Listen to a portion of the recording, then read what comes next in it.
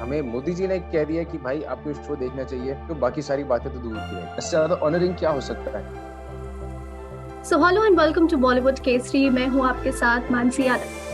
भारत को आजादी मिले 75 साल पूरे हो चुके हैं और इस मौके पर यानी कि आजादी के अमृत महोत्सव के मौके पर डीडी नेशनल लेकर आया है एक ऐसा शो जो कि स्वतंत्रता से जुड़ी हुई तमाम ऐसी कहानियों को बताता है जिसके बारे में शायद बहुत ही कम लोगों को मालूम होगा। हम बात कर रहे हैं शो स्वराज की, जिसकी स्टारकास्ट में से अंकुर नैयर हमारे साथ आज मौजूद हैं। तो Ankur, welcome to Bollywood Kesari first of all. Thank you Mansi. Ankur, it's a जिस तरह वंडरफुल से pleasure to be on Bollywood Kesari, Punjab thank Kesari. You so much, thank you so much. Ankur, जिस तरीके से डीडी नेशनल आज़ादी के अमृत महोत्सव के मौके पर ये खास शो लेकर आया है स्वराज, जो कि इंडियन हिस्ट्री के बारे में और हमारी स्वतंत्रता से जुड़ी हुई तमाम ऐसी कहानियों को लेकर के आ रहा है जिसके बारे में काफी लोगों को मालूम नहीं होगा। और एक नहीं, दो नहीं, बल्कि पूरे 75 एपिसोड्स का ये मेगा शो होने वाला है। तो जब ये कॉन्सेप्ट आपको पता चला, जब ये पूरे कॉन्सेप्ट की स्क्रिप्ट आपको पता चली कि इस कॉन्सेप्ट पे बेस्ड ये शो होने वाला है, तो सबसे पहले तो इस पूरे कॉन्सेप्ट का आइडिया आपको कैसा लगा और क्या ऐसी वो चीज थी जो आप जिससे आप मोटिवेट हुए इस प्रोजेक्ट का हिस्सा बनने के लिए? देखिए, ये अपने में ही एक बहुत ही बढ़िया कॉन्सेप्ट है। देखो, हम 75 एपिसोड, मतलब 75 हमारे फ्रीडम फाइटर्स, हम उन्हें देखेंगे, हम उनके बारे में जानेंगे। हाँ, और क्या चीज़ होती है कि जो हमारा विजुअल मीडियम है ना, वो हमें इतना ज़्यादा इम्पैक्ट करता है। हम इतनी चीज़ें पढ़ते हैं, हम इतनी चीज़ें कहाँ पढ़ते हैं, हमें पढ़ने में वो आइडिया नहीं होता। आज भी अगर आप देखोगे, रामायण लोगों को वो पता है जो रामायण लोगों ने टीवी पे देखी है, महाभारत लोगों को वो पता है जो रामायण महाभारत जो लोगों ने टीवी में देखी है। जब तक हम विजुअली किसी चीज को नहीं देखते, हमें ना उसका इम्पैक्ट नहीं आता। तो जी। अब जब ये कॉन्टिलो और ये हमारी इंडियन गवर्नमेंट ये मिलके जो ये कॉन्सेप्ट लेके आ रहे हैं, डीडी नेशनल जो कॉन्सेप्ट लेके आ रहे हैं, ये अपने में ऐसा कॉन्सेप्ट है दैट आपको लगता है कि भाई मुझे तो यार इसका हिस्सा बनना ही है। जब मेरे को ये कॉन्सेप्ट सुनने में आया, जब मुझे पता चला कि ऐसा कॉन्सेप्ट आ रहा है, तो मुझे पहला रिएक्शन ये था कि यार ये तो मुझे करना ही है। मतलब एक तो हमारी इससे ज्यादा अपने लिए, मेरे लिए फॉरेन एक्टर कुछ इससे ज्यादा ऑनरिंग क्या हो सकता है कि आप अपना एक फ्रीडम फाइटर पोर्ट्रे करने लगे हो। जो आपको अभी हमारे 75 साल आज़ादी को, 75 साल हो गए ना अभी, जी जी। है ना, हमारे आज़ादी को 75 साल। तो उसमें हमारा एक तो ये शो दिखाया जाएगा। मुझे सुनने में आया कि शायद पार्लियामेंट में भी इनका शायद कुछ है, और इसको, इस शो को प्रमोट किया जा रहा है, हमारे पीएम साहब वो प्रमोट कर रहे हैं। तो इससे बढ़िया चीज़ और क्या होगी कि आप अगर एक शो का हिस्सा बन रहे हैं जो जो मतलब आने वाली पुश्तें देखेंगी, बिकॉज ये ऐसी चीजें तो अमर हो जाती हैं। बार बार ऐसी चीजें कहाँ बनती हैं कि आप 75 फ्रीडम फाइटर्स के बारे में आपको देखने को मिल रहा है। उन्होंने क्या किया, उनकी क्या जर्नी रही, उनकी क्या स्ट्रगल्स रही, क्या करने के बावजूद क्या क्या उन्हें मतलब उनके बारे में उनके साथ हुआ है। तो जो जिसकी वजह से आज हम ये आज़ादी, ये फ्रीडम, ये हम इंजॉय कर सकते हैं। जिस तरीके से इस शो में आपका रोल है पझस्सी राजा का, तो आई एम श्योर काफी लोगों को इस रोल के बारे में नहीं पता होगा, शायद ये नाम भी पहले कभी नहीं सुना होगा। तो इस रोल के बारे में और इस रोल की अहमियत इस शो में किस तरीके की है, इसके बारे में आप क्या कहेंगे? देखिए, पजासी राजा ये इन केरल राजा भी इनको कहा जाता है, और इन्हें लायन ऑफ केरला भी कहा जाता है, क्योंकि ये अपने में बहुत ही मतलब मार्शल आर्ट के भी एक्सपर्ट थे। ये मार्शल आर्ट के एक्सपर्ट थे, एक बहुत ही फियर्स वॉरियर अपने ही उस टाइम पे रह चुके हैं। अब देखिए, जो जो अंग्रेजों के साथ भिड़ रहा है, जो आज़ादी की लड़ाई में है, वो तो अपने में फियर्स राजा एक रहेगा ही, जो अपनी प्रजा के बारे में सबसे पहले सोचता है और अपने बारे में वो बाद में सोच रहा है। हाँ, अब जान जाती कितनी, अगर आज के टाइम उनकी एज देखी जाए, उनकी एज कितनी थी? 1753 में मतलब उनका बर्थ हुआ था 750, हाँ, और 1805 में उनकी डेथ हो गई थी। तो 52-53 ईयर्स के तो थे वो। तो इस पूरे स्पैन में आज भी देखो, इतने सालों बाद भी अगर हम उनका रेफरेंस आ रहा है, तो उन्होंने 50 साल की एज में, 52 52 साल की एज में भी उन्होंने एक कितना बड़ा इम्पैक्ट हमारी आज़ादी में, हमारी फ्रीडम में दिया कि आज हम उनके बारे में डिस्कस कर रहे हैं।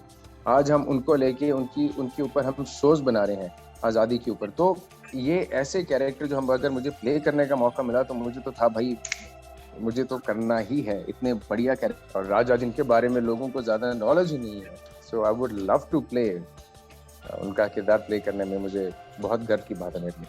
अगर आपने अपने अब तक के करियर में कई सारे रोल्स निभाए हैं जिसको लोगों ने भी काफ़ी पसंद किया है, लेकिन ये प्रोजेक्ट अपने आप में काफ़ी ज़्यादा खास प्रोजेक्ट है, और इस प्रोजेक्ट का हिस्सा बन के, इससे जुड़ करके ओवरऑल एक्सपीरियंस आपका कैसा रहा है एज एन एक्टर भी, एज अ पर्सन भी अगर पूछो तो इस प्रोजेक्ट से जुड़ करके ओवरऑल एक्सपीरियंस आपका कैसा रहा? इस प्रोजेक्ट से जुड़ के ओवरऑल एक्सपीरियंस मेरा बहुत अच्छा रहा। एक तो पहली बार मैंने साउथ इंडियन प्ले किया है, साउथ इंडियन मतलब कोई भी कैरेक्टर से। फॉर्चुनेटली मुझे एक राजा का कैरेक्टर मिला, तो ये मेरे लिए बहुत बड़ी बात है। तो ये, और बाकी अगर आप बात करें, ठीक है, वो तो मैंने हिस्ट्री की बात की। अगर प्रोडक्शन हाउस की बात करें तो कौंसिलों के साथ भी मैंने पहले बहुत बार काम किया, तो उनके साथ काम करना यही है, इट्स लाइक, मतलब वहाँ पे I know the entire team, so it's like coming home. So जब मैं सेट पे गया तो इट्स लाइक, ओह अच्छा, मतलब इतने सालों बाद, अरे भाई तू कैसे, लाइक आप क्या है, चाहे आपके स्पॉट बॉयज हों, चाहे आपके आप प्रोडक्शन में किसी को जानते हो, चाहे डायरेक्शन टीम में हो, सो आपको वो एक कमिंग होम वाली बात हो जाती है। भाई आप सबको जानते हो, आपको जब आप ऑलरेडी किसी टीम के साथ काम कर चुके हो, आपका एक कंफर्ट लेवल अलग लेवल का आ जाता है। सो मतलब ओवरऑल एक्सपीरियंस मुझे बहुत ही अच्छा लगा, बहुत ही अच्छा रहा मेरा। मज़ा आया मुझे करके। जिस तरह से स्वराज की बात करें तो सिर्फ इसमें आज़ादी की कहानी नहीं, बल्कि मैंने पढ़ा था कि लाइक 1498 जब वास्को डी गामा इंडिया आया था, तब से लेकर के फिर 1947 जब तक भारत आज़ाद नहीं हो गया, तब तक की पूरी जर्नी को दिखाया गया है। तो उस समय में किस तरह का सिनारियो होता था, क्या कुछ रहता था, उसे टीवी पर दिखा पाना कितना ज़्यादा डिफ़िकल्ट रहा, क्योंकि बड़ा पर्दा नहीं है टीवी पर आपको दिखाना। और शायद ये ऑल इंडिया रेडियो एफएम पे भी ये शायद आने वाला है सीरीज़, तो उसको उस वक्त के सिनारियो को पोर्ट्रे कर पाना एक टीवी की स्क्रीन पे कितना ज़्यादा डिफ़िकल्ट, और क्या कुछ फिर उसके लिए तैयारी की गई?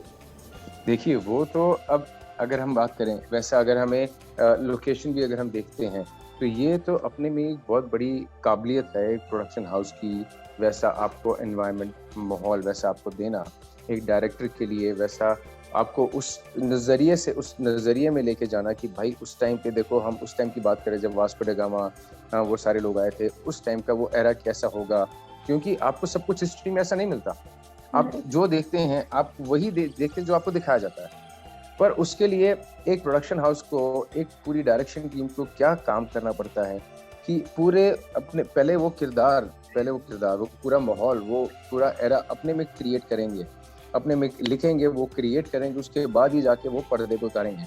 तो अपने में ही एक वो अपने बहुत ही काबिलियत की चीज़ है कि आपने वो पुराना एरा दिखा दिया। जब आपको पुराने एरा की कोई चीज़ आज के टाइम में आपके सामने है ही नहीं, तो वास्को ड गामा आना और वो सारी चीज़ें, how they probably look was, and the kind of conversation, the kind of languages, with the language barrier, how they initially used to converse with each other. तो वो सारी चीजें, ये of course it's a very tough task, but hats off to them जिन्होंने इनको ये हमें मतलब एक्टर्स को वो प्लेटफॉर्म दिया कि हम इतना बढ़िया प्लेटफॉर्म दिया कि हम आके बस अपने किरदार में उतर के उस पूरे माहौल में सीमित होके हम उससे परफॉर्म कर सकें। So I think the entire credit goes to them. अगर जिस तरीके से तमाम जो फ्रीडम फाइटर्स हैं जिनकी बदौलत आज हम आज़ादी को मना पा रहे हैं, हम आज़ाद बैठे हुए हैं, तमाम फ्रीडम फाइटर्स ने काफ़ी लोगों को प्रभावित किया अपनी पर्सनालिटी से, लेकिन अगर बात करूँ आपकी, कौन सा ऐसा एक फ्रीडम फाइटर जिनकी पर्सनालिटी से आप पर्सनली काफ़ी ज़्यादा इंस्पायर रहे हैं, या फिर उनकी पर्सनालिटी ने आपको काफ़ी ज़्यादा प्रभावित किया हो? देखिए, पता है चक्कर क्या है, अब देखिए, ये आप हमें कहेंगे हमारी अगर हिस्ट्री डिस्टॉर्टेड है या जो भी चीज़ है, अभी 75 देखो, 75 हम आपके सामने लेके आ रहे हैं, 75 फ्रीडम फाइटर्स। हाँ, हम नॉर्मली जो पढ़ते हैं, हमें तो नॉर्मली उन्हीं का पता है जिनके बारे में फिल्में बन चुकी हैं, जैसे भगत सिंह हो गए, वो भी जिनकी फिल्में बन चुकी हैं उनके ऊपर। तो हमें तो, मेरे लिए तो ये बड़ा वो नाइंसाफी वाली बात हो जाएगी। मैं कहूँगा भाई मुझे उनके किरदार से ज़्यादा इफेक्टेड हूँ, उनके किरदार से कम इफेक्टेड हूँ, क्योंकि हमें अपने सारे फ्रीडम फाइटर्स के बारे में पता ही नहीं है। अभी जैसे अब कौंसिलों का ये शो आ रहा है, अब मुझे पता चलेगा भाई ये हमारे फ्रीडम फाइटर्स हैं, ये भी थे। उसके बाद जब वो देखने के बाद तब मैं माइंड सेट कर सकता हूँ कि हाँ यार, ये मैं इनके साथ थोड़ा ज़्यादा रिलेट करता हूँ, इनकी पर्सनैलिटी मुझे मैं ज़्यादा प्रभावित हुआ हूँ। अभी जल्दी ये सवाल आंसर करना बड़ा वो मुश्किल हो जाएगा। और वही एक खास बात है कि इस शो के ज़रिए तमाम लोगों को पता भी चलेगा कि एग्जैक्ट चीज़ें क्या थी, कहानी क्या थी एग्जैक्टली। सो जी, सो अंकुर, जिस तरीके से इस सीरीज़ में तो आपका एक दमदार रोल देखने को मिलेगा ही, लेकिन इससे पहले भी काफ़ी सारे रोल्स जैसे कि कसौटी ज़िंदगी की, तू आशिकी, या अगर जीत की बात करूँ तो झांसी की रानी, ये तमाम ऐसे शोज़ हैं जो आप कर चुके हैं। वो सारे शोज़ में किरदार को प्ले करना और एक हिस्टोरिकल शो जो अपने आप में काफ़ी ज़्यादा ख़ास प्रोजेक्ट है, उस शो में करने का जो एक्सपीरियंस है या जो किरदार है, दोनों के किरदारों में काफ़ी ज़्यादा डिफरेंस है। तो क्या कुछ डिफरेंस महसूस हुआ, और दोनों के लिए किस तरीके से आपने अपने आप को इस रोल के लिए प्रिपेयर किया, क्योंकि दोनों ही किरदारों में काफ़ी ज़्यादा एक डिफरेंस है। वो है, मतलब अगर आप कहो, अगर आप हिस्टोरिकल शोज की बात करो तो हिस्टोरिकल शोज में मैंने किया है। देखो, हिस्ट्री और माइथो वो बड़ा अब मुझे ये नहीं समझ आता, अगर हम सिया के राम कहेंगे तो वो हिस्ट्री में आता है या वो माइथो में आता है, क्योंकि मेरे लिए तो हिस्ट्री ही है। माइथो तो वो चीज़ हुई जो मिथ है, मेरे लिए तो हिस्ट्री है कि भाई रामायण हुआ था, रामायण हुई थी, मैंने मेघनाथ का कैरेक्टर प्ले किया था, मेरे लिए वो हिस्ट्री है, क्योंकि गूगल में मुझे उसके रेफरेंसेस मिल गए। तो वो मेरा किरदार बड़ा अच्छा लोगों ने अप्रिशिएट किया था, मेघनाथ का कैरेक्टर। उसके बाद मैं महाराणा प्रताप किया था, वो वाला किरदार बड़ा अप्रिशिएट हुआ था, पीपल दे लव्ड इट। उसके बाद जैसे ये है, अभी मुझे लग रहा है ये भी अच्छा आना चाहिए मुझे, क्योंकि हमें करते करते एक फीलिंग तो आई जाती है ना, एज एन एक्टर आपको फीलिंग आ जाती है भाई आपने क्या किया है और क्या सामने आया है। तो मुझे लग रहा है ये भी बड़ा अच्छा आएगा। ओके, सो जाते जाते हमारे ऑडियंस के लिए कोई खास message about your show Swaraj? आप प्लीज शो देखिए, इट्स अ वंडरफुल शो, और इसको देख के ही हमें पता चलेगा जो चीज़ें हमने मिस की हैं अपने पढ़ने में, अपनी हिस्ट्री में, अभी वो कॉन्टिलो सामने लेके आ रही है, डीडी सामने लेके आ रहा है। अब मतलब हमें मोदी जी ने कह दिया कि भाई आपको इस शो देखना चाहिए, तो बाकी सारी बातें तो दूर की रहेगी। So let's watch this show, और देखिए हम भाई हमारे फ्रीडम फाइटर्स ने क्या क्या स्ट्रगल की है हमें आज का दिन दिखाने के लिए। बिल्कुल, उम्मीद करती हूँ इस शो के ज़रिए तमाम लोगों को ये सारी अनकही कहानियाँ पता चलेंगी। थैंक यू सो मच हमारे साथ जुड़ने के लिए और बात करने के लिए Ankur. Thank you. Thank you Mansi, thanks a lot. Thank you.